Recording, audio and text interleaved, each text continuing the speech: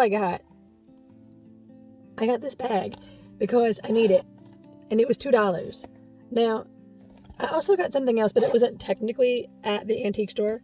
I got local honey, and it was supporting Spring Hill High School, and it was $10. And I go through honey. I eat honey all day long. It's one of the things I eat. Test. I should do a taste test, of course. Okay. Ooh, it smells like tea. Like, I know that doesn't make any sense, but let's smell lunch.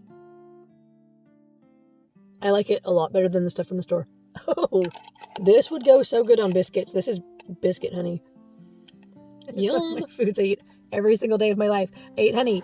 But if you need to have things in your car, you don't want people seeing it, go with the color of the inside of your car for little things, and it will be less noticeable. So I hope you had fun with me hanging out at Carter's Creek Antique Station. Did I say that right? I've only been there a million times. I can never remember the name of the place. Next time. Bye.